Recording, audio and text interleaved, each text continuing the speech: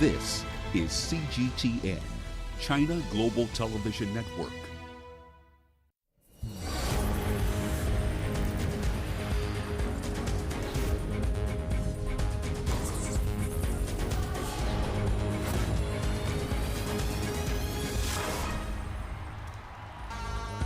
The first week of the 33rd edition of the Africa Cup of Nations has been full of action, drama, and controversy, leaving the spectators desiring more and more action. Egypt lost their first Group D game to Nigeria and will be facing Equatorial Guinea in under an hour in a must-win game for the seven-time champions. And as football takes center stage, freestyle football is growing in popularity in Uganda, and we will tell you why. Hi there, sports fans. Welcome in to your weekly dose of sports scene. And yes, we've got you covered. It's another fascinating, intriguing, and tantalizing show. I'm Richard Nta in Nairobi. This is your sports scene. Put on your seatbelts, buckle up, get ready, get ready. Let's get started. Here's what's coming up in the show.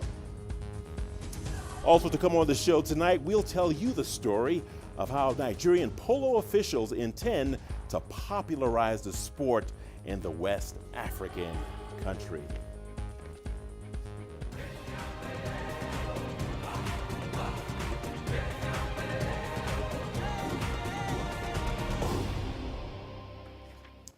Well, welcome in. Just like that, sports scene is on the air, and there's only one place to start, and that is with football. Let's talk about Guinea-Bissau head coach Bassirou Kande. Well, he's adamant his side will need to be wary of the entire Egyptian team and not just Mohamed Salah as the two countries prepare to meet at the Africa Cup of Nations on Saturday. Well, a poor start from Egypt saw them slump to a 1-0 defeat to Nigeria in their opening game, leading to calls for Kyrgios to resign and uproars from the fans. Currently rock bottom in the group, Egypt are the most decorated nation in Africa with a record 7 title wins. But Saturday's match is a must-win if they are to avoid an early and embarrassing exit from the tournament. We have to be aware of Mohamed Salah. It's clear he's one of the best players in the world. We are not just going to focus on Mohamed Salah. Egypt has many players, and we would have to focus on all the Egyptian players, not just Salah. The main point it is, in this moment, we come here for this press conference, not to talk about Carlos Queiroz, me, I'm not important here. What is important is Egypt national team, the players, the team, and the belief and the confidence that we have that tomorrow we're going to show, as our captain said, the really and the strength of Egypt when we play football. We have absolutely confident and trust that tomorrow will be a great day for us. Well, in news just in, Nigeria are now through to the round of 16 of the Africa Cup of Nations after beating Sudan 3-1 in their second Group D match. Nigeria took the lead in the 3rd minute through Samuel Chukwueze. They doubled their lead at the stroke of halftime through Taiwo Awoniyi. Their 3rd goal was scored straight after the break by Moses Simon. Sudan's solitary goal was a penalty kick awarded in the 70th minute and converted by substitute Waladin Kedar.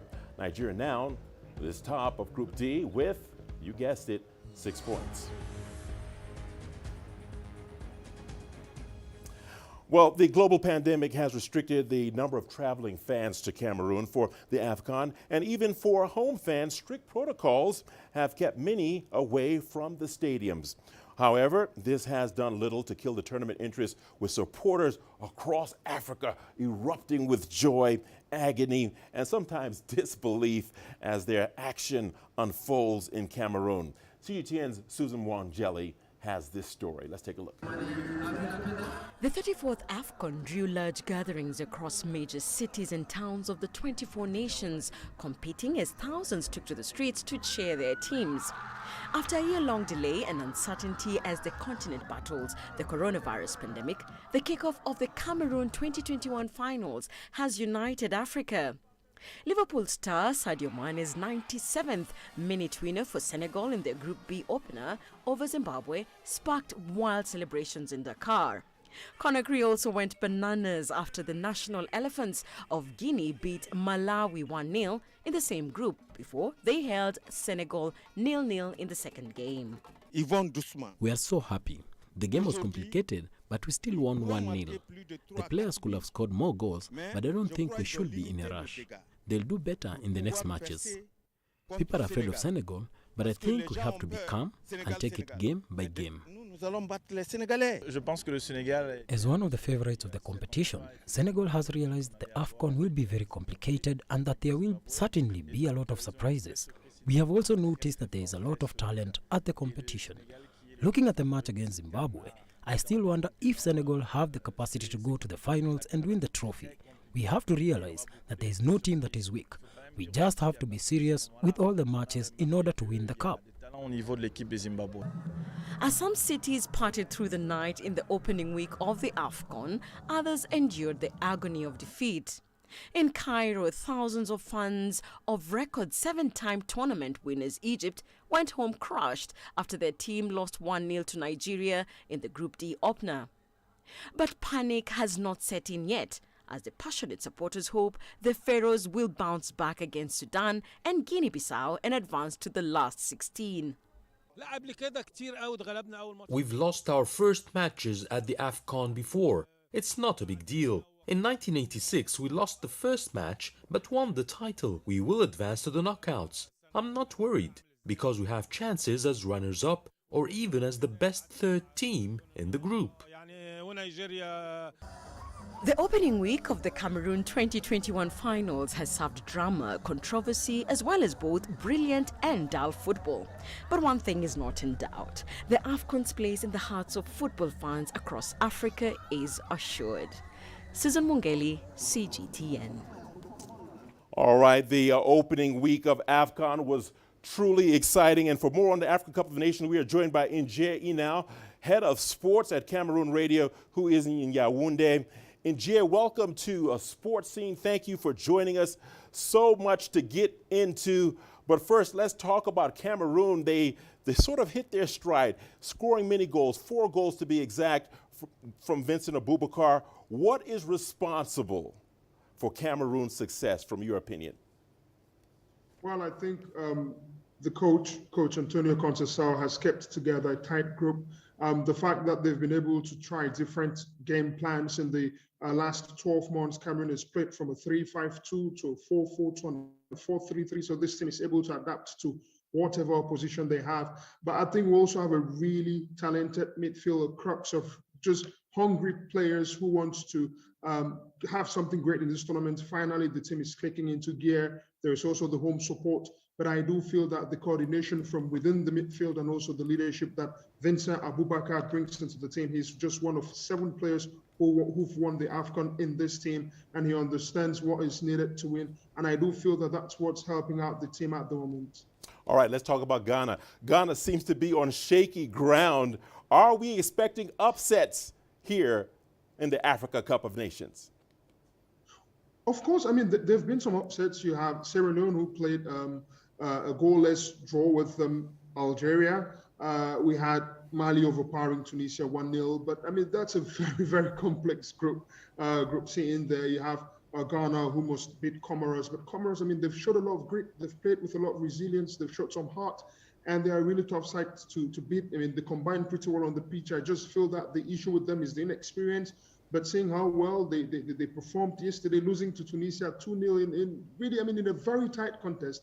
I mean, Ghana must be very concerned that they weren't able to overpower Gabon. That was without some key players, amongst them Pierre-Emerick Aubameyang. And heading into that game, the Selakant of Comoros will definitely be hoping to get a positive result here. And I mean, they're aware that they've got metal within the team and that they're able to get a result. Now, the Ghanaian footballers and their fans are walking around with calculators doing mathematical permutations, but I mean, it's going to be a very complex last day for the Black Stars of Ghana. All right, speaking of surprises and upsets, Egypt has got their fans scratching their heads.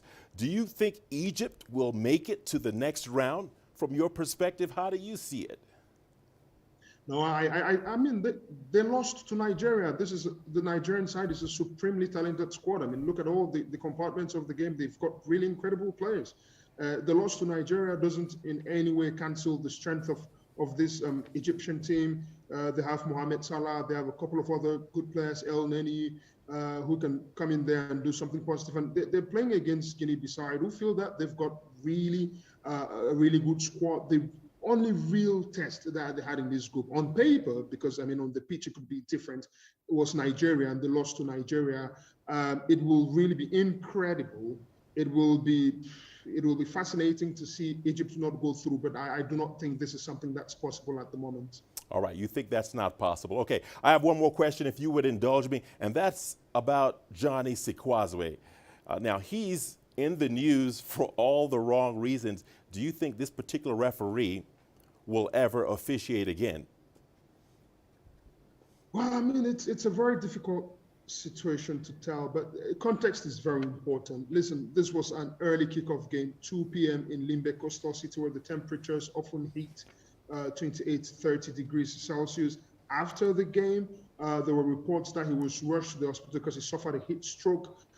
He has had his fair share of issues, but let's not forget that Johnny Sikwazwe, for quite some time, was amongst the best referees in Africa, took charge of games at the World Cup, at AFCON, at the FIFA Club World Cup.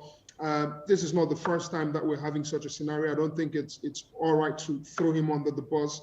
These things happen, and that's why, I mean, football, we're human, there's bound to be mistakes. But I do feel that obviously we want to see him immediately into the pitch, but I think it will be unfair to just discard him completely because of what happened. Because, I mean, day in, day out, we're going to have this sort of situations happen all the time. We've seen it before. We've seen referees award 3 yellow cards to players in games, and the world hasn't ended. I think it's a blunder. Yes, it is, but I think people need to understand the circumstances around it. Well said, Nta. We certainly wish Johnny Sikwazwe all the best. Well said. Thank you for joining us here on Sports Scene. Moving along, the opening week of the 33rd AFCON saw 18 games played before the Group D clash between Nigeria and Sudan that just concluded. And host Cameroon and Morocco became the first teams to book their tickets to the last 16 after winning their opening 2 matches. Now, 3 of the 6 pools have completed 2 rounds of fixtures. Now, let's take a look at some of the tournament figures so far. Well, Cameroon's Vincent Aboubakar leads the race for the Golden Boot with 4 goals, with teammate Carl Toko Ekambi and Gabinho Manga of Malawi netting twice each to round off the top 3. And there have been 25 goals scored in 18 matches for an average of 1.39 goals per match at AFCON 22. Now, in comparison, the first 24-team AFCON, which was Egypt 2019, witnessed 39 goals in 18 games and an average of 2.17 goals per game. And moving along, a staggering 56 yellow and 3 red cards have been dished out in 18 AFCON matches.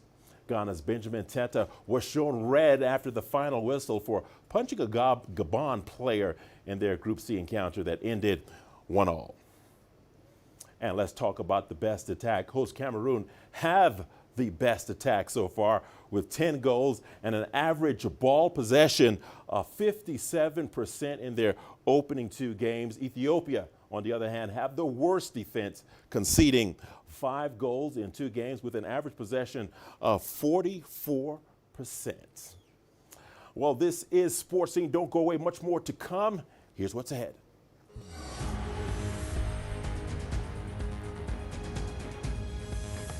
Well, still to come on Sports Scene, freestyle football growing in popularity in Uganda.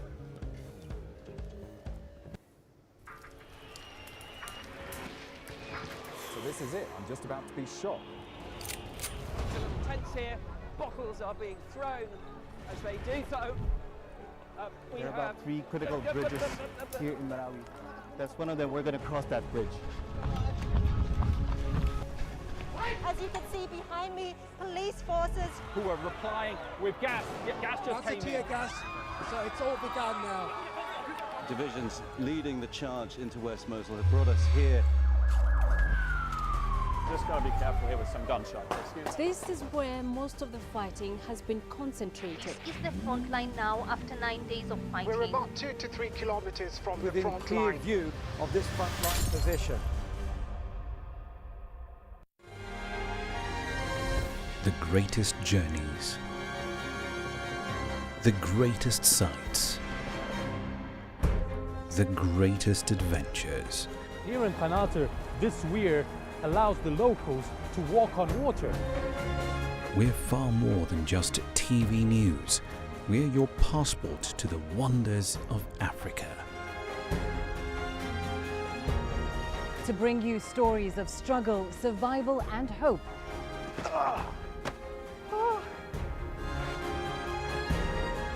So let's explore.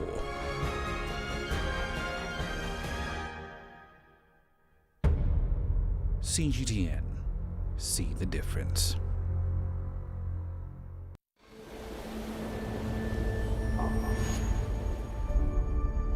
How would you create your legend?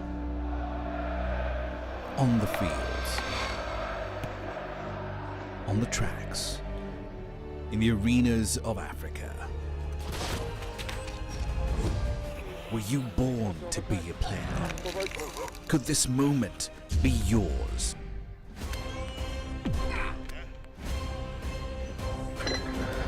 Sports Scene. Find your game.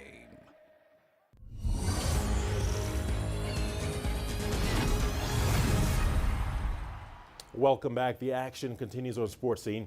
South Africa's young Chargers have proved that they have what it takes to defend their World Sevens Series title this year as the circuit welcomes back the UK nation Samoa and the perennial title contenders New Zealand.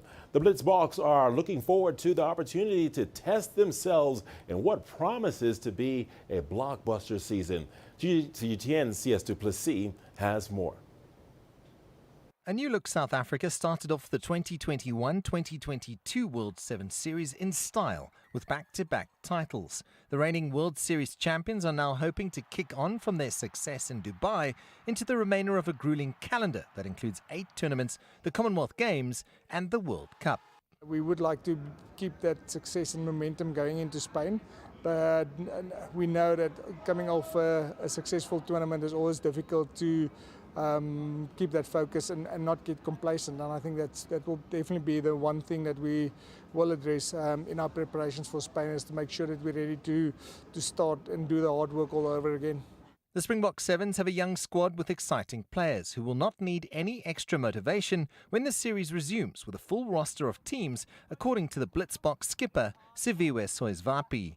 We won't change anything. We've played against all those nations, and there's different ways we approach each game and each nation, so there's nothing that's going to change from our side. And we've just been approaching each and every game currently with what we've been served, so we take it a game at a time and a nation at a time. The legendary head coach is relishing the opportunity to face the heavyweights of the circuit once again and see what his Chargers are capable of. It's crucial for the World Series to have those teams back on the World Series, and it's also important for us to not just measure ourselves against the Canadians and Americans and the Argentinas, but really measure ourselves against New Zealand and Samoa and those UK teams that's going to play then in Spain. So it's almost like making a dish and you're missing some of the spices to that dish, and that's exactly what I think Samoa and New Zealand will bring. Captain Soizvapi and his band of talented merry men will depart from here on the 16th of this month and head to Spain for a double header that will feature a full-strength 10-team tournament. The reigning champions will be hoping their momentum from their back-to-back cup titles in Dubai will give them the edge over their opposition, who will be aware that the men in green and gold are very much the team to beat in 2022. CS Duplessis, CGTN, Johannesburg, South Africa. Freestyle football is surging in popularity in Uganda as expansion of the internet and smartphone connectivity gives young enthusiasts access to a new form of the so-called beautiful game. The sport, which sees freestylers juggling a football using any part of the body from head to toe, is seen as a form of self-expression with some seriously impressive tricks. Leon Sienge met with some of the young talents leading the way. Richard Nta's passion has always been playing football. when she's not playing for her club, she is learning new tricks. But this is more than just playing with the ball. This is freestyle. When I see something good and new, I go, I train myself. That's how I'm getting to know all the skills I can do right now. There is Chacha Victor's too. His deft moves make him one of the best freestyle footballers around. If you learn how to make that ball like play around on your body like anyhow, yeah, that is what we call, I think, freestyle. Because as long as you make the ball your friend, most players actually do not do that. The expansion of the internet across Uganda has given the footballing community greater access to this form of sporting self-expression. Chacha has learned most of his tricks by watching videos of professionals online. He often uploads his tricks too. Social media has given these freestylers the platform to showcase their skills. The heightened popularity is making this even more competitive. While the traditional 11-a-side game remains the more popular here, freestyle is catching on among young footballers. With more and more football pitches being developed, momentum is building around the country.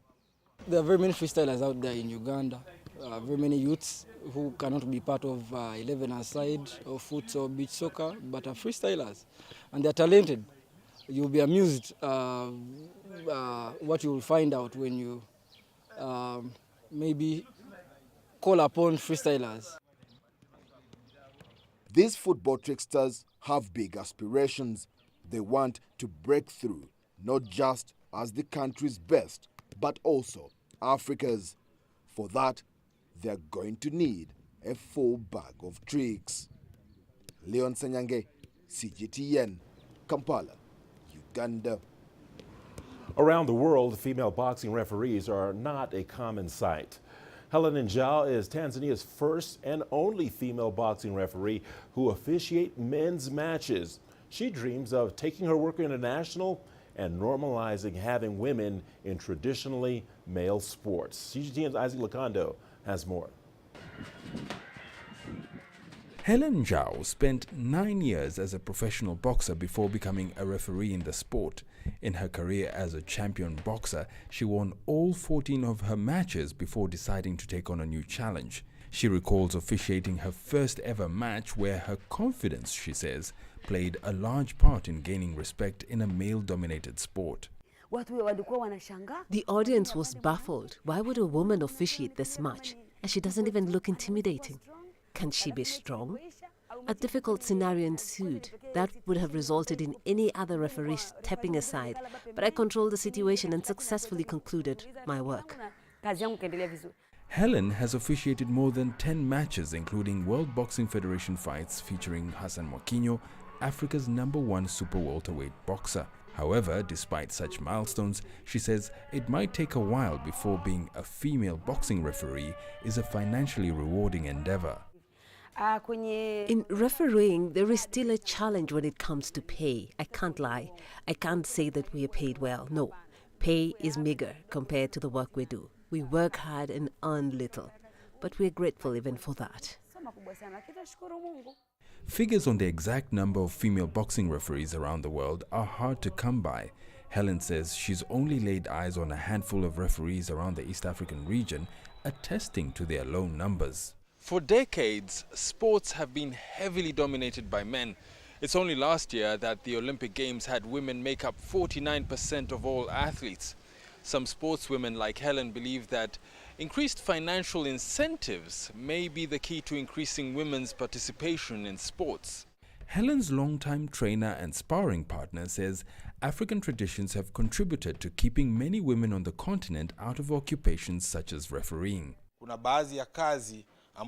There are some jobs that were viewed as not fit for women and a preserve of men. But this was a lie.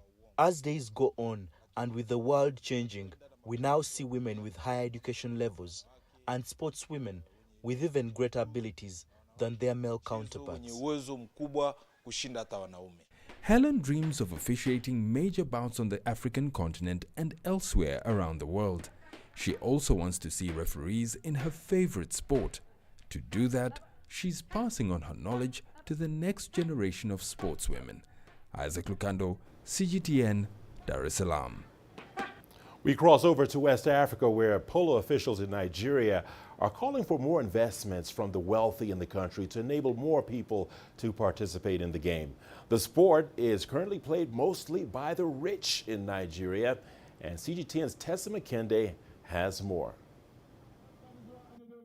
The game of polo has over 100 years of history in Nigeria, but many Nigerians who would like to play have remained spectators.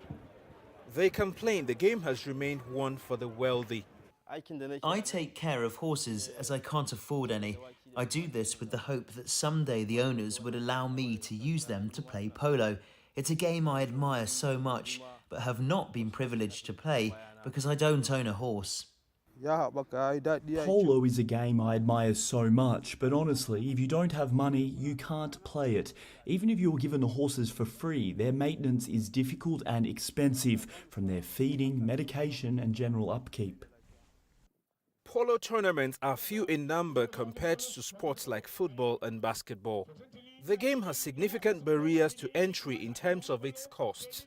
Capital involved in playing polo sometimes cuts the scale for people who would want to play but can't afford to play. So they play at a low key. Those who play at medium or high tempo would require a bit of finance, and so that one on its own fences people from polo. Polo officials in Nigeria believe that with investments in the game from individuals and businesses, even the less wealthy will also be able to play. Polo just now has evolved from club structure to personal ranch, private ranch structures. You have patrons that necessarily don't ride. They sponsor these teams. So you have to have somebody from that region, because it's difficult for somebody who is from just South local government area to go all the way to Shandam or Panshin to want to open up a polo ranch there. Nigeria's Polo Federation says it is working towards encouraging individuals to invest in the sport to enable more citizens to participate. And if that's forthcoming, polo pitches like this one could see themselves full of new players in the years to come. Tessa McKende, CGTN, Jos, Nigeria. Well, that's it for this edition of Sports Scene. Remember, you can send us your feedback to the contacts on the screen and follow us on digital media platforms. Thanks for watching. We'll see you again soon. Keep it here on CGTN.